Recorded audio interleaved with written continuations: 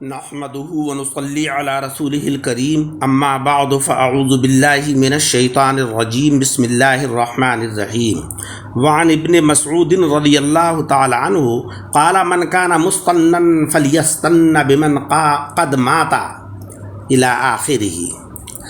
سامعین اکرام، اس حدیث مبارک کے اندر جس کا کچھ حصہ میں نے تلاوت کیا ہے، اس میں حضرت عبداللہ ابن مسعود رضی اللہ تعالی عنہ نے اپنے دور کے تابعین کرام کو نصیحت فرمائی ہے اور ان سے فرمایا ہے کہ تم حضرات صحابہ کرام رضی اللہ تعالی عنہم کے نقش قدم کے اوپر چلو، کیونکہ وہی حضرات پیارے آقا علیہ الصلاۃ والسلام کی صحبت کے ذریعے سے باوقار اور معزز ہوئے اور وہی راہ راست اور ہدایت مستقیم کے اوپر تھے۔ آپ فرماتے ہیں کہ جو شخص کسی طریقے پر چلنا چاہتا ہو تو اس کو چاہیے کہ وہ ان لوگوں کا طریقہ اختیار کرے جو اس دنیا سے گزر گئے ہیں،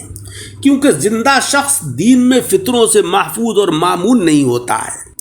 اور وہ لوگ جو اس دنیا سے گزر گئے اور جن کے طریقے کی پیروی کرنا چاہیے وہ جناب محمد مصطفیٰ صلی اللہ علیہ وسلم کے صحابہ ہیں، جو اس امت کے سب سے اچھے لوگ تھے، جو دل کے اعتبار سے اس امت کے نیک ترین اور علم کے اعتبار سے اس امت کے کامل ترین افراد تھے،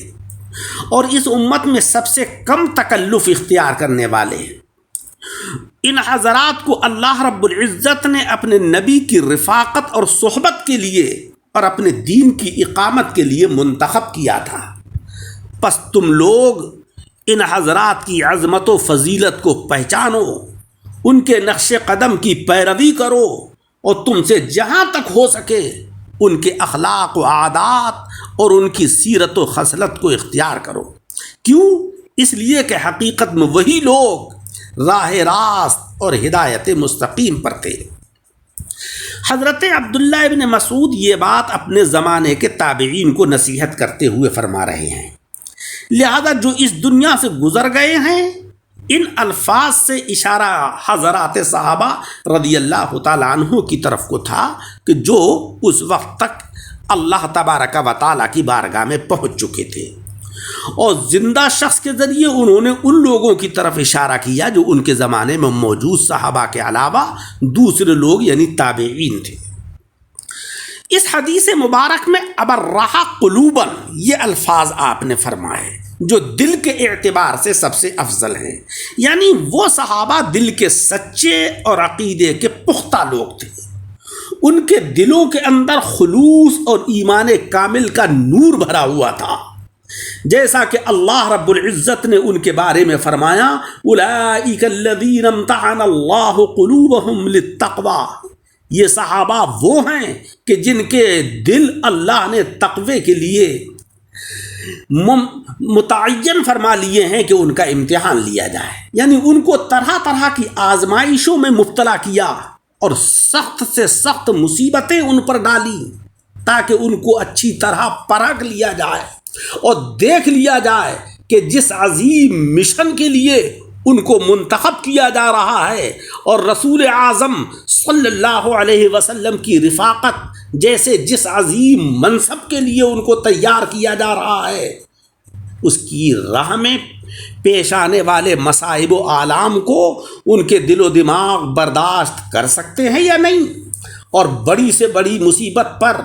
صبر کر پاتے ہیں یا نہیں کر پاتے ہیں۔ چنانچہ اس میں کوئی شبہ نہیں کہ اللہ تبارک و تعالیٰ نے ان کو ہر مرحلے پر راضی بر رضا پایا اور صابر و شاکر ہی پایا۔ اس حدیث کے اندر اعمقہا علماً آپ نے فرمایا، یعنی حضرت عبداللہ ابن مسعود نے فرمایا اعمقہا علماً، اور علم کے اعتبار سے بھی وہ سب سے افضل ہیں، یعنی علوم دینیہ میں وہ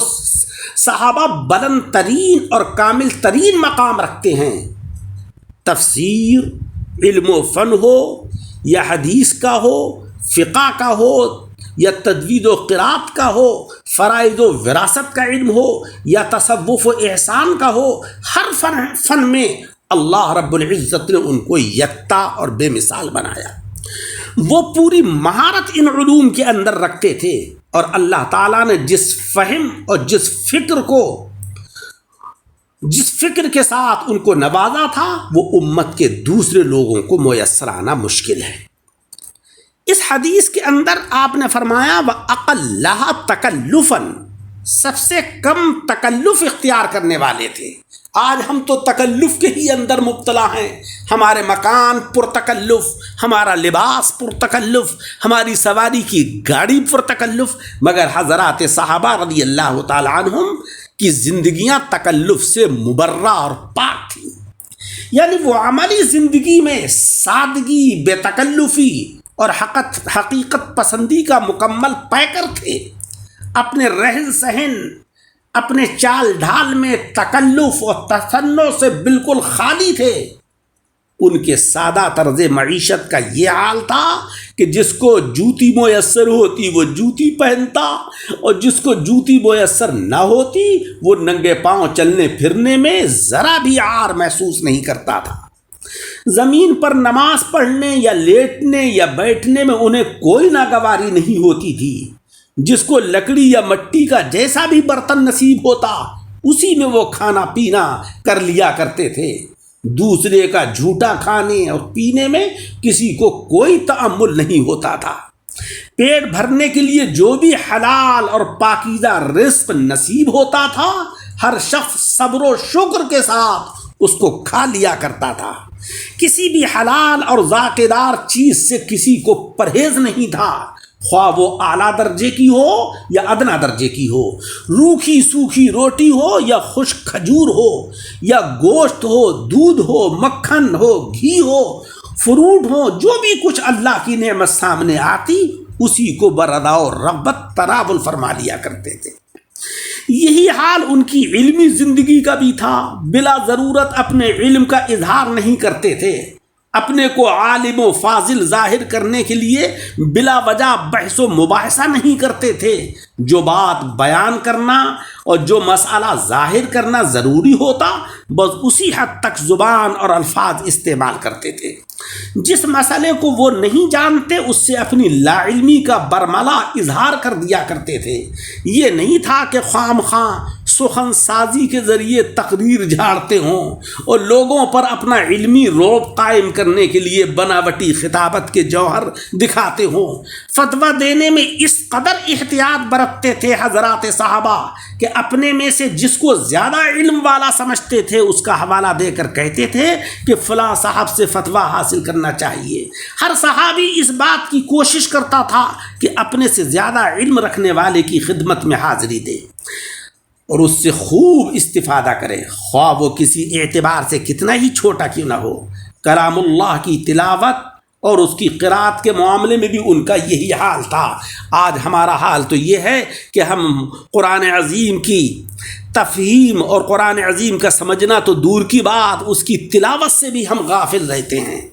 اللہ رب العزت نے حضرات صحابہ رضی اللہ تعالی عنہم کو وہ زندگی عطا فرمائی کہ جو بالکل سادگی کے ساتھ تھی، اور قرآن عظیم کی تلاوت بھی وہ عرب کے سادہ لہجے میں کیا کرتے تھے، آواز کو بنا کر اور سرتال کے ساتھ نہیں پڑھتے تھے۔ باطنی احوال میں پوری طرح حقیقت پسند اور مصنوعی طور طریقوں سے دور ہمارے زمانے کے پیشہ ور صوفیہ اکرام اور نام نہاد مشائخ کی طرح اپنے اوپر زبردستی حال طاری کر کے وجد و رقص کرنے والے وہ حضرات نہیں تھے۔ سامعین اکرام، ہمیں یہ چاہیے کہ ہم حضرات صحابہ اکرام رضی اللہ تعالی عنہم کی طرح معتدل اور سادہ طریقے زندگی اور پاکیزہ روش اور ان کا انداز اختیار کریں، اور جناب احمد مجتبیٰ محمد مصطفیٰ صلی اللہ علیہ وسلم کے صحبت یافتہ حضرات کے طرز عمل کے اوپر ہم بھی عمل کریں، اور اللہ رب العزت کی بارگاہ میں ہم اس کا تقرب حاصل کریں، کیونکہ حضرات صحابہ کرام رضی اللہ تعالیٰ عنہم کے اندر یہ کمالات اور یہ خوبیاں پیارے آقا علیہ الصلاۃ والسلام کی صحبت اور تربیت کا نتیجہ تھیں۔ اللہ کے رسول صلی اللہ علیہ وسلم کی صحبت سے آپ حضرات کامل اور مکمل ہو گئے تھے، کیونکہ اللہ تبارک و تعالیٰ نے پیارے آقا علیہ الصلاۃ والسلام کو کامل اور مکمل مربی کی حیثیت سے اس عالم کے اندر جلوہ گر فرمایا، اور آپ سے بڑھ کر مربی کوئی دوسرا ہو ہی نہیں سکتا۔ آپ نے فرمایا ہے کہ ادبنی ربی فاحسن تعدیبی، یعنی میرے رب نے مجھے ادب سکھایا اور بہت اچھا ادب مجھ کو سکھایا ہے۔ لہٰذا عزیزوں، پیارے آقا علیہ الصلاۃ والسلام کی سنتوں پر عمل کیجئے، حضرات صحابہ کرام رضی اللہ تعالی عنہم کے نقش قدم پر چلیے۔ پیارے آقا علیہ الصلاۃ والسلام کی تعلیمات پر عمل کرنا گویا کہ اللہ تبارک و تعالی کی تعلیمات کے اوپر عمل کرنا ہے، کیونکہ اللہ تبارک و تعالی نے پیارے آقا علیہ الصلاۃ والسلام کو تعلیمات عطا فرمائی ہیں، اور سارا ادب مولا رب العزت نے آپ کو عطا فرمایا ہے۔ اللہ رب العزت ہمیں عمل کی توفیق عطا فرمائے، آمین بجاہ النبی الکریم۔